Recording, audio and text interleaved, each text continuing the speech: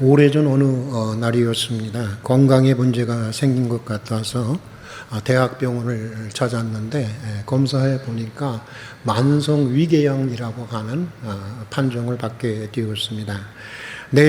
내시경으로 찍은 사진을 의사와 함께 보았는데 여기저기 손톱으로 핥힌 것 같은 생채기가 있었고 위벽은 노들노들 헐어져서 피가 고인 상태로 아물지 않은 모습을 보았습니다. 그러자 나이가 지긋해 보이는 의사가 제게 이런 말을 했습니다. 아직 젊은 양반이 이렇게 살면 안 되는 거지. 뭐가 그렇게 복잡하고 생각이 많습니까? 대체 선생님의 직업이 무엇입니까? 갑작스럽게 직업을 묻는 의사에게 그만 당황해서 목사라고 실토를 했습니다. 그러자 그분은 바로 다음에 아주 그 마음에 들지 않는다는 그 눈빛으로 저를 쳐다보면서 이렇게 말했습니다.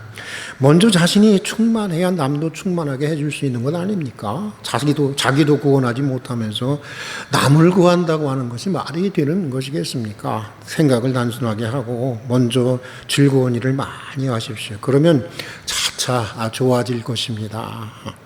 누가 의사고 누가 목사인지 모르는 상황이 되어버리고 말았습니다. 아무 말도 못하고 못한 채 진료실을 나오는데 목사로서 얼마나 부끄럽고 또 자존심이 상하는지 눈물이 갑자기 핑 돌았습니다. 의사는 생각을 단순히 하라고 했는데 여러 가지 생각들과 감정들이 교차하면서 오히려 더 복잡해지는 내 내면을 경험하게 되었습니다. 그러나 의사의 말을 인정하지 않을 수 없었습니다. 그 당시 주변의 상황이 매우 복잡했고 마음고생이 참 많았습니다. 그래서 생긴 염려가 결국 건강의 악화로 이어지게 되었던 것인데, 여러분, 염려라고 하는 것은 이런 것입니다. 염려라고 하는 그 원어의 뜻을 보면 분열하다, 갈라지다라고 하는 말에서 나온 말이 염려라고 하는데, 말 그대로 염려는 마음을 갈라지게 하고 생각을 분열하게 하는 것입니다. 삶의 에너지를 갈라지게 하는 것입니다. 정서적으로 불안을 증폭시킬 뿐만 아니라 삶의 기쁨을 박탈하는 것입니다. 영적으로도 하나님을 불신하게 만들고 육체적으로도 정신적으로도 심각한 질병을 야기시키는 것이 바로 이 염려입니다. 물론 생산적인 염려들도 있습니다. 성장하기 위해서는 반드시 필요한 염려들도 있습니다. 그러나 심리학자들의 연구가 말해주는 대로 우리가 하는 대부분의 염려들은 무익하고 유해한 것들입니다. 어쩌면 우리의 삶 가장 가까이에서, 그리고 또 가장 빈번하게 우리를 고통 속으로 몰아넣고 우리 인생의 행복을 파괴하는 것이 염려라고 해도 우리 지나치지 않은 말 같습니다. 그러고 보면 염려로부터 벗어나고 염려로부터 자유로워진다고 하는 것은 어쩌면 우리 인생을 살아가면서 우리에게 가장 소중한 과제가 아닌가, 그런 생각을 해보게 됩니다. 어떻게 하면 염려로부터 보다 자유로운 삶을 살아갈 수 있는 것일까?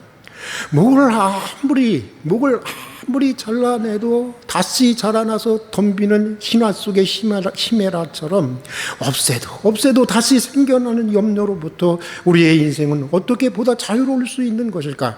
오늘 말씀은 그런 실존적인 고뇌를 안고 살아가는 우리에게 우리를 따뜻하게 위로하면서 염려로부터 벗어나는 삶의 기술에 대해서 안내해 주고 있습니다. 먼저 주님은 오늘 28절에 보면은 생각하여 보라고 말씀하고 있습니다. 생각해 보라고 하는 것입니다.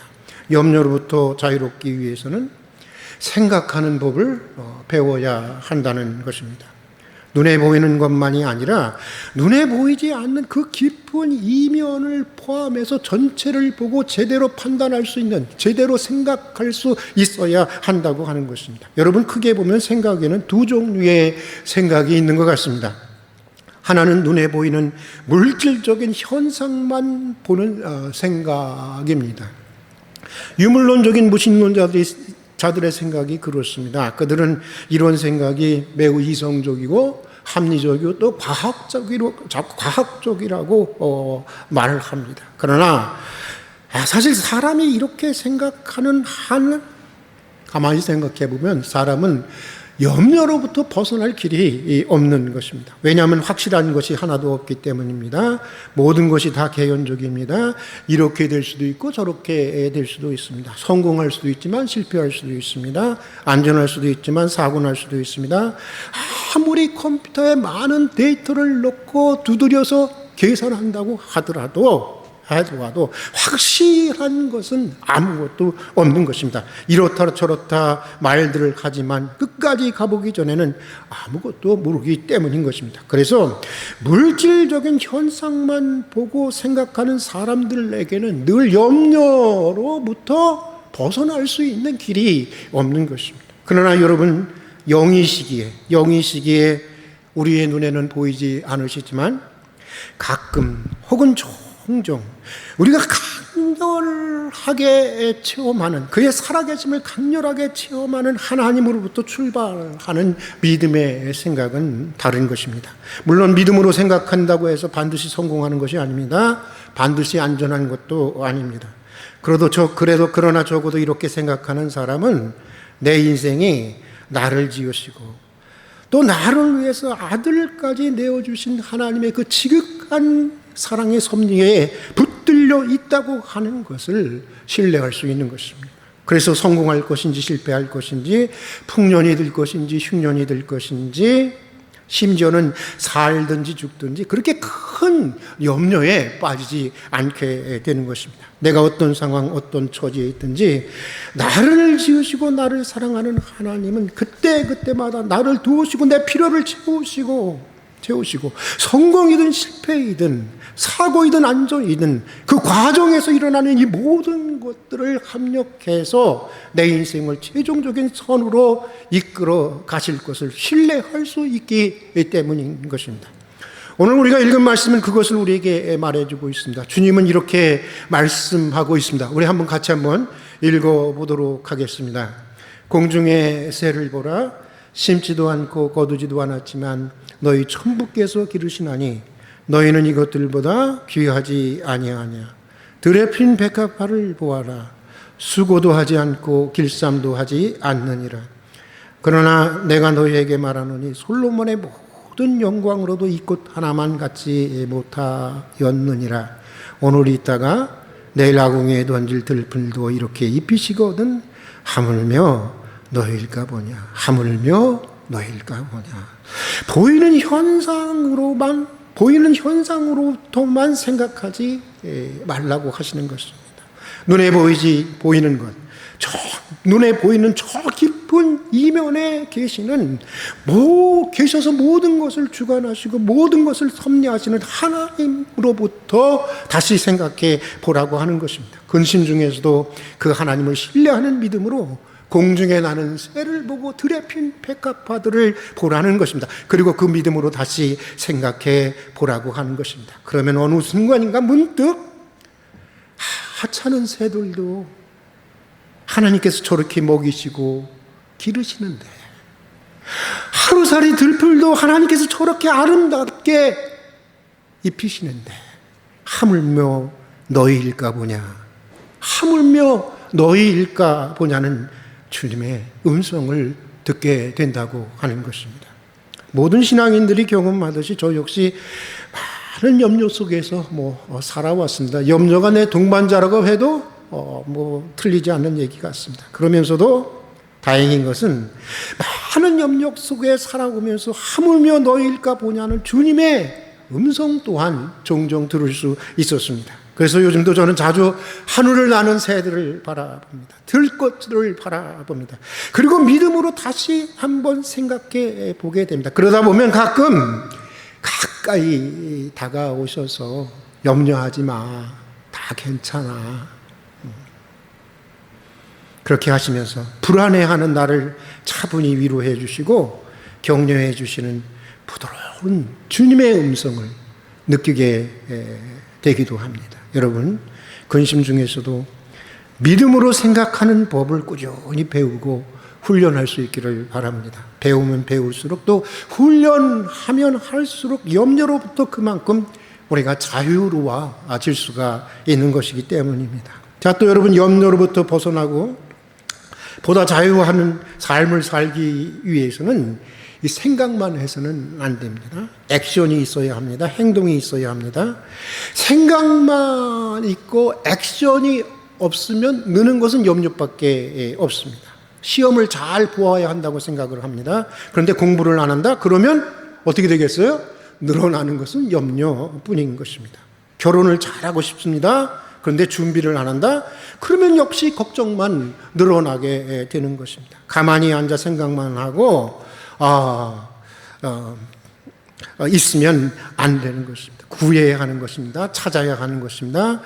또 일상 열정적으로 계속해서 두드리고 무엇인가를 시도해 보려고 노력해야 하는 것입니다. 무엇보다도 오늘 본문에서 주님이 말씀하시는 대로 우리는 하나님의 나라와 의를 구하는 액션이 있어야 하는 것입니다. 자, 그런데 여러분, 하나님 나라와 하나님의 의를 구한다고 하는 것이 무엇일까요?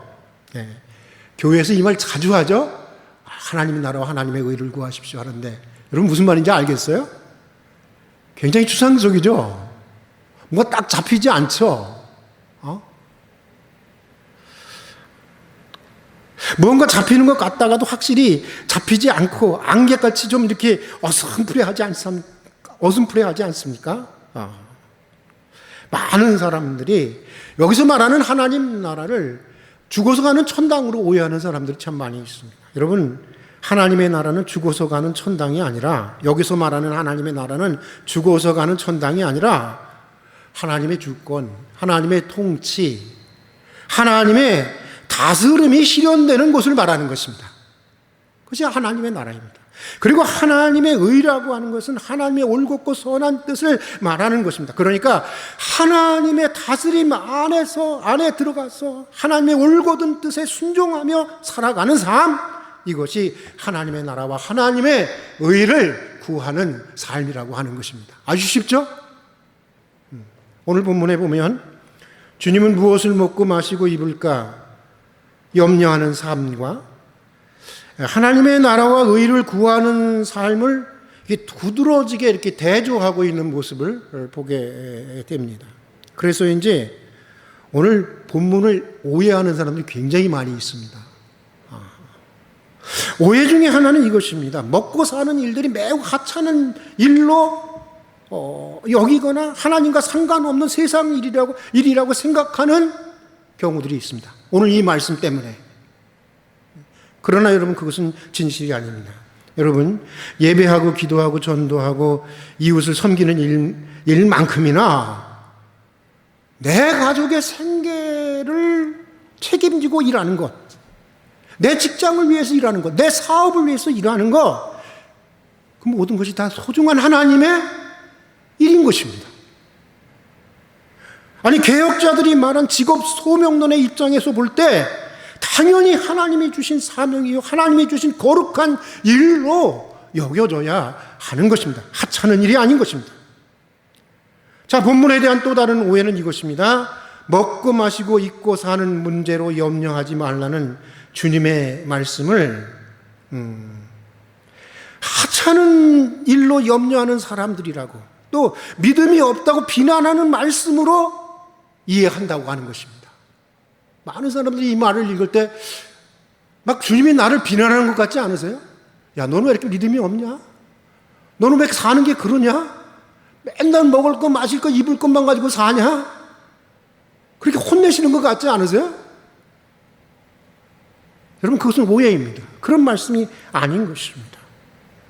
오늘 본문을 주의 깊이 계속해서 읽어보면 우리는 염려하며 살아가는 자들에 대한 주님의 따뜻한 위로와 격려의 마음을 우리는 읽어낼 수가 있게 됩니다.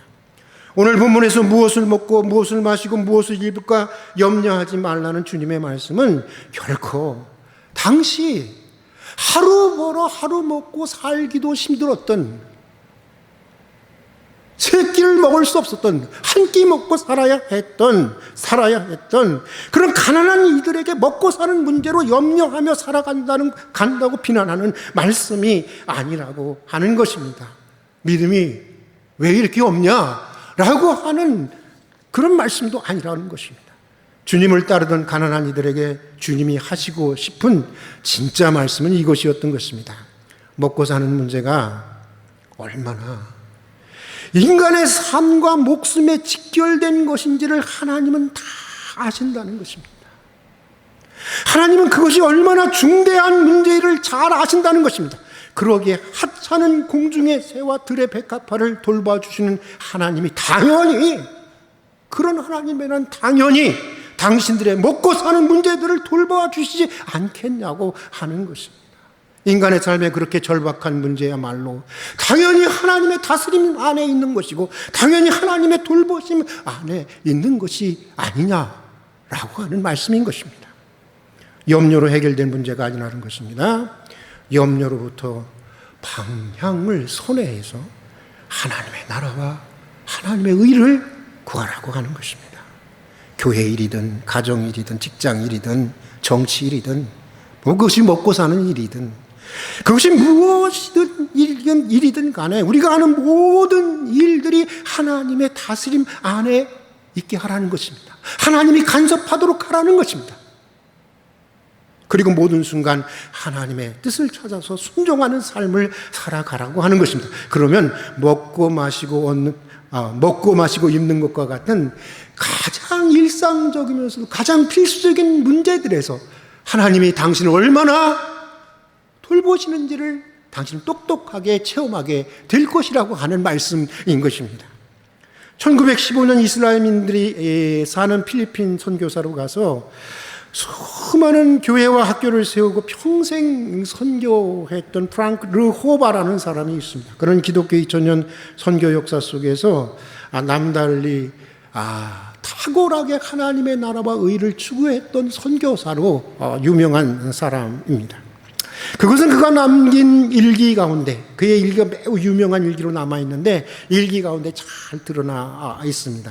1930년 1월 26일자 일기에서 그는 이렇게 고백하고 있습니다. 제가 한번 읽어보도록 하겠습니다. 지난 며칠 동안 나는 실험삼아 주님께 더욱 복종하는 훈련을 했다. 그래서 나는 의도적으로 매 시간 더욱 주님을 많이 생각하는 시간을 충분히 갖고 있다. 어제와 오늘 나는 말로 표현하기 힘든 어려운 모험을 시도했다. 그것은 행동 하나하나에서 의도적으로 하나님을 느끼는 것이다. 지금 타자를 치고 있는 내 손가락까지도 하나님께서 인도해 주시기를 소원하고 내 걸음걸이도 하나님께서 운영해 주시기를 기대하며 내가 말할 때마다 하나님께서 내 말을 지도해 주시고 내가 먹을 때마다 하나님께서 내 입을 주장해 주시기를 바라고 있다.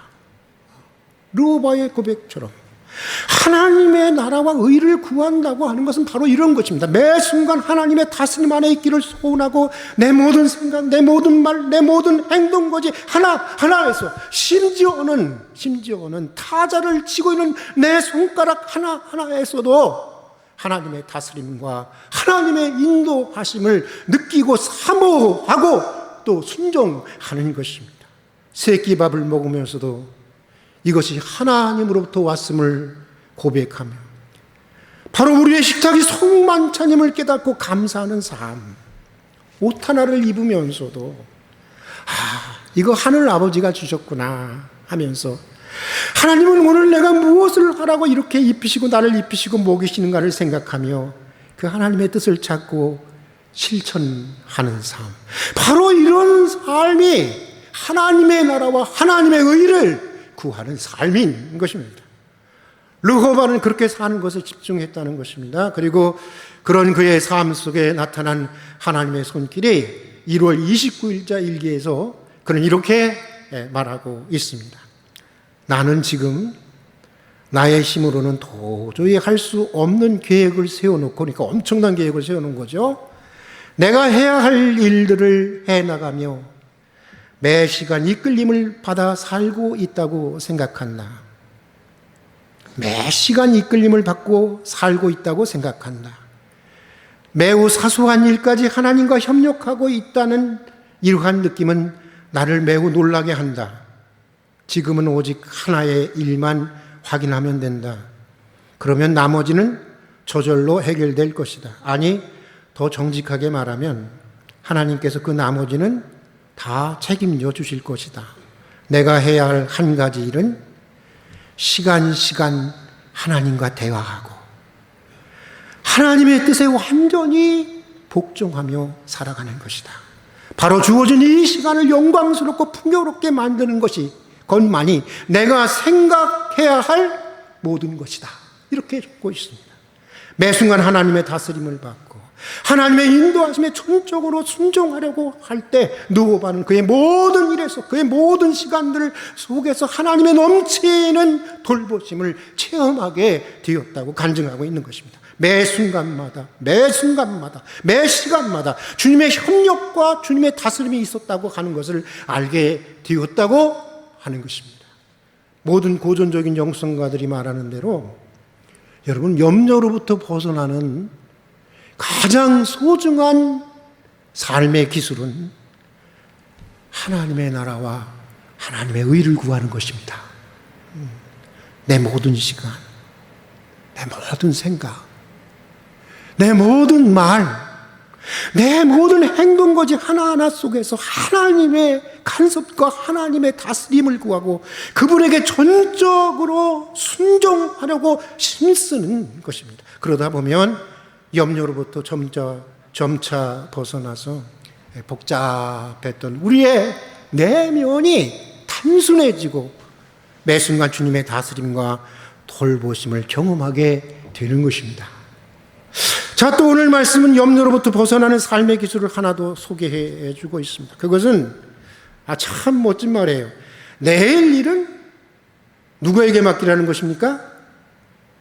내일에 맡기고 하루씩 살아보라는 것입니다.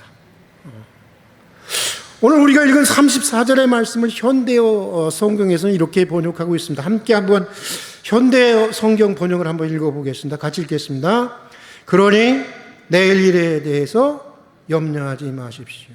하나님께서 당신의 내일도 돌보아 주실 것입니다. 그러므로 한 번에 하루씩만 사십시오. 마지막 말이 참 멋졌죠? 그러므로 한 번에 하루씩만 사십시오. 하루씩 사는 법을 배우라는 것입니다. 그렇지 않아도 너무나도 버겁고 고달픈 인생, 또 있을지 없을지도 모르는 내일, 미래의 모든 염려까지 끌어안고 그렇게 한꺼번에 끌어안고 그렇게 살아가지 말자는 것입니다. 어제를 돌봐주신 것처럼 오늘을 돌봐주실 것이고 오늘을 돌봐주신 것처럼 우리의 내일을, 우리의 미래를 돌보아 주실 것이라는 믿음으로 하루씩 살자는 것입니다. 염려를 피할 수가 없다면 주님도 우리의 연약함을 인정하시는 거예요. 염려를 피할 수가 없다면, 그것이 너의 한계라면, 그것이 인간의 한계라면, 그것이 우리의 한계라면, 그렇다면 하루씩만씩 염려하며 살아가자는 것입니다. 네 번째 수술 때인가 병원에 입원해서 통증이 크게 달하고, 그러니까 뭐 이런저런 생각이 들더라고요. 아주 복잡해지더라고요. 그때 암투병을 경험했던 그 이혜인 수녀의 어떤 결단이라는 시를 읽게 되었습니다. 이런 시였습니다. 마음이 아플 때 꼭 하루씩만 살기로 했다. 몸이 아플 때 꼭 한순간씩만 살기로 했다. 고마운 것만 기억하고 사랑한 일만 떠올리며 어떤 경우에도 남의 탓을 안 하기로 했다. 고요히 나 자신만 들여다보기로 했다. 나에게 주어진 한우말이 나의 전생애라고 생각하니 저만치서 행복이 웃으며 걸어왔다. 사실 입원해서 수술하고 치료받는 기간은 저에게는 참으로 고통의 시간이었습니다. 그러나 고통의 시간이기도 했지만 동시에 나에게 주어진 하루만이 전생애라고 생각하니 저만치서 행복이 웃으면서 걸어왔다라고 고백한 이 시인의 고백을 하루하루 확인하는 시간이기도 했습니다. 내 인생 하루가 내 전체라고 생각한다면 우리의 지금 만남이 얼마나 소중할까? 오늘 우리가 드리는 이 예배가 얼마나 감격스러울까?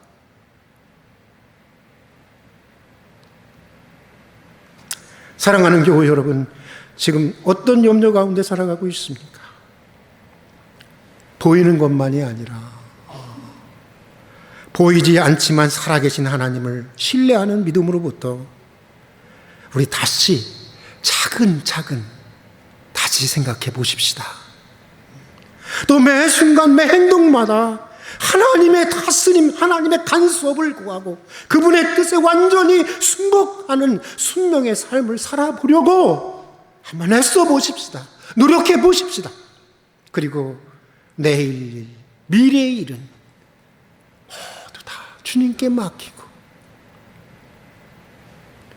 오늘 하루씩 사는 법을 배워가십시다. 함께 기도하겠습니다. 주님을 믿노라 하면서도 늘 염려 속에서 살아왔습니다. 주님을 위해 살겠노라 하면서도 늘 먹고 마시고 입는 염려에 빠져서 살아왔습니다. 긍휼히 여겨주시고 보이지는 않지만 참으로 살아계신 하나님을 신뢰하는 믿음으로부터 차근 다시 생각해 볼 수 있는 믿음의 삶을 배워나가게 해 주시옵소서. 매 순간, 매 행동마다 하나님의 다스림과 하나님의 간섭을 구하고 하나님의 뜻에 완전히 순종하는 순명의 삶을 배워나가게 해 주시옵소서. 그리고 내일 일을 주님께 맡기고 오늘 하루씩 사는 법을 배워나가게 해 주시옵소서. 주님 무겁습니다. 버겁습니다. 지칩니다. 우리를 가볍게 해주시고 자유롭게 해 주시옵소서. 예수님 이름으로 기도드립니다.